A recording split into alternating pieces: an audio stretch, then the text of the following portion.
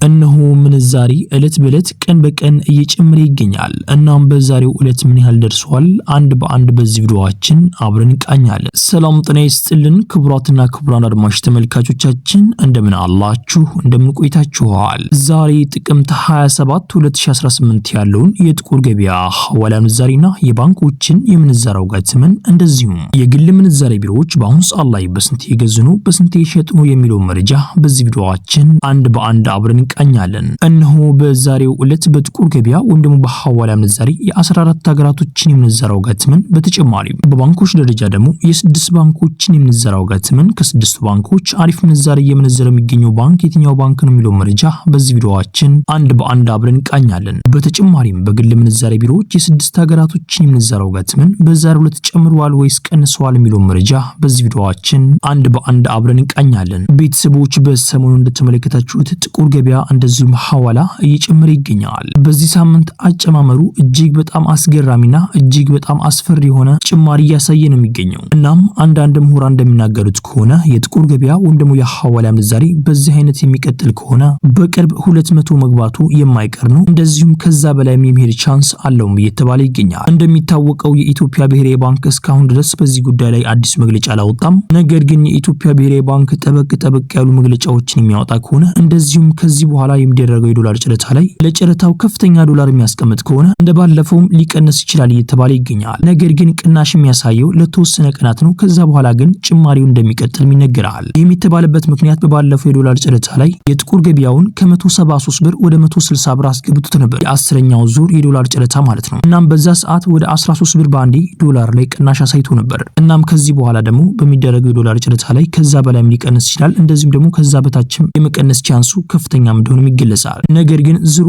ለትንሽ ቀናት ቅናሽ ያሳይና ከዛ በኋላ ግን ጭማሪው እንደሚያሳይ እንደዚሁም አሁን ካለበት እንቅስቃሴ የበለጠ እንቅስቃሴ እንደሚኖረውም ይነገራል። እናም በአጠቃላይ ከዚህ በኋላ የኢትዮጵያ ብሔራዊ ባንክ የሚያወጣው የዶላር ጨረታ እንደዚሁም የኢትዮጵያ ብሔራዊ ባንክ የሚወስናቸው ውሳኔ በጥቁር ገበያው ላይ ትልቅ ተጽዕኖም እንዳለውም ይነገራል። ቤተሰቦች የኢትዮጵያ ብሔራዊ ባንክ በዚህ ጉዳይ ላይ አዲስ መግለጫ አዲስ መረጃ ካወጣ በዚሁ ቻናላችን እናስደምጣችኋለን። በተጨማሪም እንደዚሁ ባንኮች እጅግ በጣም አስገራሚ የሆነ ጭማሪን ያሳዩት በዛሬው ዕለት። እናም በዛሬው ዕለት ምን ያህል ጭማሪ አድርገዋል? እንደዚሁም የግል ምንዛሬ ቢሮዎችም እጅግ በጣም አስገራሚ የሆነ ጭማሪ እያሳዩ ይገኛሉ። ይህ የሚያሳየው እንግዲህ የጥቁር ገበያው ከዚህ በኋላ እንደሚጨምርም ያሳያል። እናም በዛሬው ዕለት ምን ያህል ጭማሪ አድርገዋል? አንድ በአንድ በዚህ ቪዲዮአችን አብረን እንቃኛለን። ቤተሰቦች አብዛኛውን ጊዜ እንደምናደርገው በኮሜንት ላይ የሚጠይቁ ጥያቄዎችን መልስ ሰጣለን። እናም በዛሬው ዕለት ምን ያህል ኮሜንቶች አሉ? ምን ያህል ኮሜንቶችን እንመልሳለን? አንድ በአንድ በዚህ ቪዲዮአችን አብረን እንመለከታለን። የመጀመሪያውም ኮሜንት እንደዚህ ይላል። እኔ 5 ወር የሰራሁበት ገንዘብ አለ። እናም በአሁኑ ሰዓት ላይ የ5 ወሩንም በአንድ ላይ ልልክ አስቤያለሁ። እናም ምን ትላላችሁ ብላ ጠይቃለች። ምን መሰለሽ እህቴ፣ በዚህ ሰዓት የ5 ወሩንም በአንድ ላይ አድርጎ መላክ በጣም ከባድ ነው። ለምን ከባድ እንደሆነ ልንገርሽ። ኮሜንቱ ላይ ምን ይላል? ጨንቆኛልና ምን ትላላችሁ ያለችን እህታችን። ቤተሰቦች አሁን ላይ እንደተመለከትነው ከሆነ የጥቁር ገበያ ወይም ደግሞ የሐዋላ ምንዛሪ እጅግ በጣም እየጨመረ ይገኛል። እናም ጥቁር ገበያ ወይም ደግሞ ሐዋላ ዝም ብሎ ሲጨምር መንግስት ዝም አይልም። ወይ ገበያውን ለማረጋጋት ይሞክራል ወይም ደግሞ እነዚህ ጥቁር ገበያ የሚመነዝሩ ግለሰቦችን ለማደን ወይም ደግሞ ለመያዝ ይሞክራል። ምንዛሪ የሚመነዝሩ ግለሰቦችን ለመያዝ እንኳን የሁል ጊዜ ስራው። እናም እህታችን የ5 ወር ገንዘቧን በአንድ ላይ ለካ ይሄ ግለሰብ ገንዘቡ ቢወረስበት እንደዚሁም ደግሞ ይሄ ግለሰብ አንቺን ሊያጭበረብር ፈልጎ ገንዘቡ ተወርሶብኛል ቢልሽ ምንም ነገር አታመጭም። እሱም ደግሞ በዛ ያለ ገንዘብ ሲያይ የማጭበርበር ሐሳቡን ሊያስብ ይችላል። እናም እህቴ ገንዘብሽን ለ5 እና ለ6 ለ7 ከፋፍለሽ ብትልኪ በጣም የተሻለ ነው። አንቺ ግን 5ቱንም በአንድ ላይ ብትልኪ ያ ገንዘብ ቢወረስ እንደዚሁም ደግሞ ያ ግለሰብ ቢያጭበረብርሽ አንቺ ላይ ትልቅ ጫና ይመጣል። ነገር ግን ለ7 ወይም ደግሞ ለ6 ከፋፍለሽ ብትልኪ ግን አንዱ ቢወረስብሽ ይሄን ያክል ጭንቀት የለብሽም። ያው ያናድዳል። ነገር ግን ሁሉም ደግሞ በአንድ ላይ ቢወረስብሽ በጣም ትልቅ ጭንቀት እንደሚያጋጥምሽ ከዚህ መረዳት ይቻላል። እናም እህቴ አሁን የሚመክርሽ ነገር ገንዘብሽን በአንድ ላይ አትላኪ። ገንዘብሽን ለ5 ወይም ደግሞ ለ6 ወይም ለ7 ከዛ በላይም ከፋፍለሽ ብትልኪ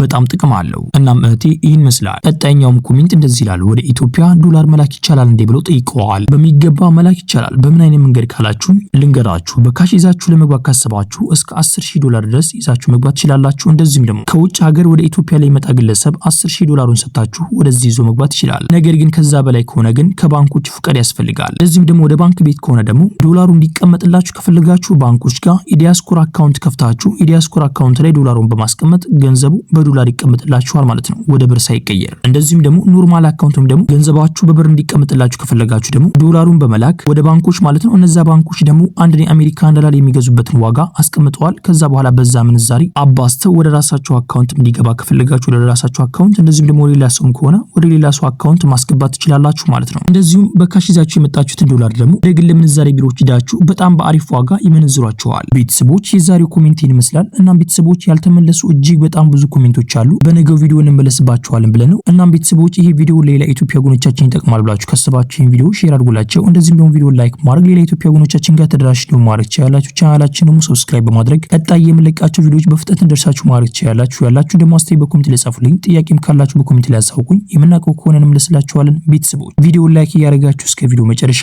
አብራችሁን ቆዩ። በቅድሚያም የምናገኘው አንድ የአሜሪካን ዶላር በአሁኑ ሰዓት ላይ በጥቁር ገበያ ሐዋላ ምንዛሬም እየተመነዘረበት ያለው ዋጋም 179 ብር ከ46 ሳንቲም እየተመነዘረ ሲሆን 100 የአሜሪካን ዶላሮች ደግሞ 17946 ብር በኢትዮጵያ ብር በጥቁር ገበያ ሐዋላ ምንዛሬም በዛሬው ዕለት ሲመነዘር ይውላል። የአሜሪካን ዶላርን በአሁኑ ሰዓት ላይ በከፍተኛ ዋጋ እየገዛ የሚገኘው ባንክ የአቢሲኒያ ባንክ ነው። የአቢሲኒያ ባንክ አንድ የአሜሪካን ዶላር እየገዛበት ያለው ዋጋ 150 ብር ከ06 ሳንቲም እየተገዛ ሲሆን እየተሸጠበት ያለው ዋጋ ደግሞ 153 ብር ከ06 ሳንቲም እነሱ ይሸጣሉ። የኢትዮጵያ ንግድ ባንክ አንድ የአሜሪካን ዶላር እየገዛበት ያለው ዋጋ 148 ብር ከ41 ሳንቲም እየገዛ ሲሆን እየሸጠበት ያለው ዋጋ ደግሞ 151 ብር ከ38 ሳንቲም እነሱ ይሸጣሉ። የግል ምንዛሬ ቢሮዎች በአሁኑ ሰዓት ላይ አንድ የአሜሪካን ዶላር እየገዛበት ያለው ዋጋ 173 ብር ከ85 ሳንቲም እየተገዛ ሲሆን እየተሸጠበት ያለው ዋጋ ደግሞ 177 ብር ከ33 ሳንቲም እነሱ ይሸጣሉ። በቀጣይ የምናገኘው አንድ ዩሮ በአሁኑ ሰዓት ላይ በጥቁር ገበያ ሐዋላ ምንዛሬም እየተመነዘረበት ያለው ዋጋ 206 ብር ከ71 ሳንቲም እየተመነዘረ ሲሆን 100 ዩሮዎች ደግሞ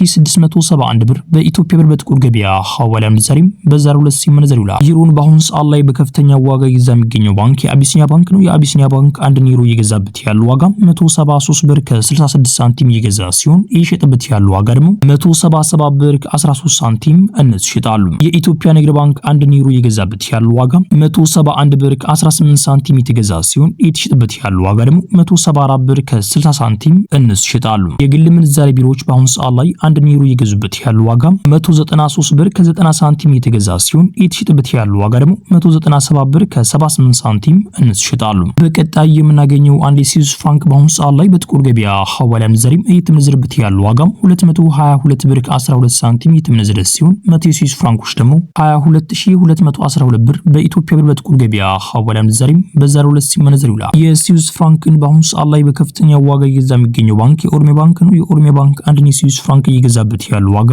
186 ብር ከ17 ሳንቲም እየተገዛ ሲሆን እየተሸጠበት ያለው ዋጋ ደግሞ 189 ብር ከ90 ሳንቲም እነሱ ይሸጣሉ። በቀጣይ የምናገኘው አንድ የካናዳ ዶላር በአሁኑ ሰዓት ላይ በጥቁር ገበያ ሐዋላ ምንዛሬም እየተመነዘረበት ያለው ዋጋ 127 ብር ከ23 ሳንቲም እየተመነዘረ ሲሆን 100 የካናዳ ዶላሮች ደግሞ 12723 ብር በኢትዮጵያ ብር በጥቁር ገበያ ሐዋላ ምንዛሬም በዛሬው ዕለት ሲመነዘር ይውላል። በቀጣይ የምናገኘው አንድ የአውስትራሊያን ዶላር በአሁኑ ሰዓት ላይ በጥቁር ገበያ ሐዋላ ምንዛሬም እየተመነዘረበት ያለው ዋጋ 116 ብር ከ76 ሳንቲም እየተመነዘረ ሲሆን 100 የአውስትራሊያን ዶላሮች ደግሞ 11676 ብር በኢትዮጵያ ብር በጥቁር ገበያ ሐዋላ ምንዛሬም በዛሬው ዕለት ሲመነዘር ይውላል። የአውስትራሊያን ዶላርን በአሁኑ ሰዓት ላይ በከፍተኛ ዋጋ እየገዛ የሚገኘው ባንክ የአባይ ባንክ ነው። የአባይ ባንክ አንድ የአውስትራሊያን ዶላር እየገዛበት ያለው ዋጋ 97 ብር ከ08 ሳንቲም እየተገዛ ሲሆን እየተሸጠበት ያለው ዋጋ ደግሞ 99 ብር ከ03 ሳንቲም እነሱ ይሸጣሉ። በቀጣይ የምናገኘው አንድ ፓውንድ ስተርሊንግ በአሁኑ ሰዓት ላይ በጥቁር ገበያ ሐዋላ ምንዛሬም እየተመነዘረበት ያለው ዋጋ 234 ብር ከ64 ሳንቲም እየተመነዘረ ሲሆን 100 የፓውንድ ስተርሊንጎች ደግሞ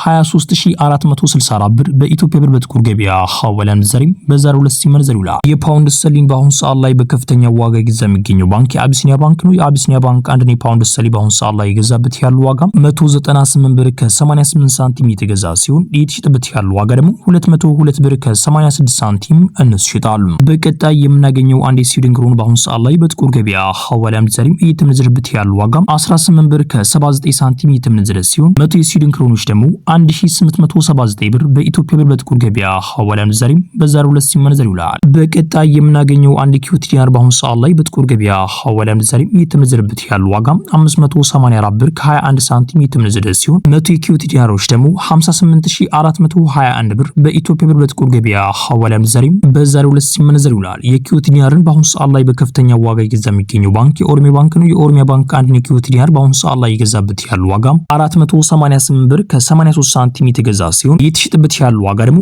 498 ብር ከ61 ሳንቲም እነሱ ይሸጣሉ። በቀጣይ የምናገኘው አንድ የዱባይ ድርሃም በአሁኑ ሰዓት ላይ በጥቁር ገበያ ሐዋላ ምንዛሬም እየተመነዘረበት ያለው ዋጋ 48 ብር ከ86 ሳንቲም እየተመነዘረ ሲሆን 100 የዱባይ ድርሃሞች ደግሞ 4886 ብር በኢትዮጵያ ብር ብር በጥቁር ገበያ ሐዋላ ምንዛሬም በዛሬው ዕለት ሲመነዘር ይውላል። የዱባይ ድርሃምን በአሁኑ ሰዓት ላይ በከፍተኛ ዋጋ እየገዛ የሚገኘው ባንክ የአዋሽ ባንክ ነው። የአዋሽ ባንክ አንድ የዱባይ ድርሃም እየገዛበት ያለው ዋጋም 43 ብር ከ33 ሳንቲም የተገዛ ሲሆን እየተሸጠበት ያለው ዋጋ ደግሞ 44 ብር ከ20 ሳንቲም እንስ ይሸጣሉ። የኢትዮጵያ ንግድ ባንክ አንድ የዱባይ ድርሃም እየገዛበት ያለው ዋጋም 40 ብር ከ40 ሳንቲም እየገዛ ሲሆን እየተሸጠበት ያለው ዋጋ ደግሞ 41 ብር ከ21 ሳንቲም እንስ ይሸጣሉ። የግል ምንዛሬ ቢሮዎች በአሁኑ ሰዓት ላይ አንድ የዱባይ ድርሃም እየገዛበት ያለው ዋጋም 46 ብር ከ20 ሳንቲም የተገዛ ሲሆን እየተሸጠበት ያለው ዋጋ ደግሞ 47 ብር ከ12 ሳንቲም እንስ ይሸጣሉ።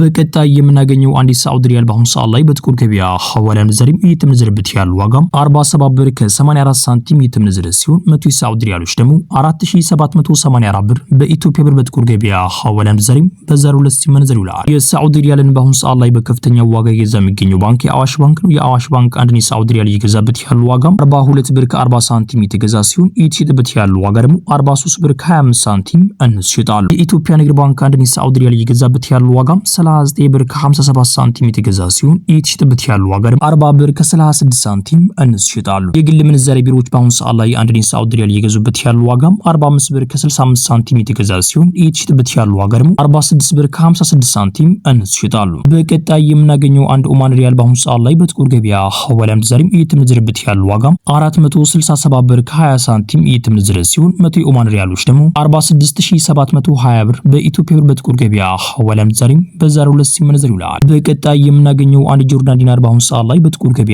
ሐዋላ ምንዛሬም እየተመነዘረበት ያለው ዋጋም 267 ብር ከ07 ሳንቲም እየተመነዘረ ሲሆን 100 የጆርዳን ዲናሮች ደግሞ 26770 ብር በኢትዮጵያ ብር በጥቁር ገበያ ሐዋላ ምንዛሬም በዛሬው ዕለት ሲመነዘር ይውላል። በቀጣይ የምናገኘው አንድ ባህሪን ዲናር በአሁኑ ሰዓት ላይ በጥቁር ገበያ ሐዋላ ምንዛሬም እየተመነዘረበት ያለው ዋጋም 476 ብር ከ81 ሳንቲም እየተመነዘረ ሲሆን 100 የባህሪን ዲናሮች ደግሞ 47681 ብር በኢትዮጵያ ብር በጥቁር ገበያ ሐዋላ ምንዛሬም በዛሬው ዕለት ሲመነዘር ይውላል። በቀጣይ የምናገኘው አንድ እስራኤል ሽቅል በአሁኑ ሰዓት ላይ በጥቁር ገበያ ሐዋላ ምንዛሬም እየተመነዘረበት ያለው ዋጋም 55 ብር ከ14 ሳንቲም እየተመነዘረ ሲሆን 100 የእስራኤል ሽቅሎች ደግሞ 5514 ብር በኢትዮጵያ ብር በጥቁር ገበያ ሐዋላ ምንዛሬም በዛሬው ዕለት ሲመነዘር ይውላል። ቤተሰቦች የዛሬው ምንዛሬ እንደተመለከታችሁት ነው። አብሶም ደግሞ የባንኮች ምንዛሬ ዋጋ ተመን በዛሬው ዕለት እጅግ በጣም ከፍተኛ ጭማሪ አድርጓል። እናም ቤተሰቦች ይሄ ጭማሪ እስከመቼ ድረስ የሚለው ነገር በጣም አሳሳቢ ሆኗል። እናም ቤተሰቦች የዛሬው ምንዛሬ መረጃ ይህን ምስል ነበርም። ቤተሰቦች ይሄ ቪዲዮ ሌላ ኢትዮጵያ ወገኖቻችን ጠቅማል ብላችሁ ካሰባችሁ ይሄን ቪዲዮ ሼር አድርጉላቸው። እንደዚሁም ደግሞ ቪዲዮ ላይክ ማድረግ ሌላ ኢትዮጵያ ወገኖቻችን ጋር ተደራሽ ነው ማድረግ ይችላልላችሁ። ቻናላችን ደግሞ ሰብስክራይብ በማድረግ ቀጣይ የምንለቃቸው ቪዲዮዎች በፍጥነት እንደርሳችሁ ማድረግ ይችላልላችሁ። ያላችሁ ደግሞ አስተያየት በኮሜንት ላይ ጻፉልኝ። ጥያቄም ካላችሁ በኮሜንት ላይ አሳውቁኝ። የምናውቀው ከሆነ እንመልስላችኋለን።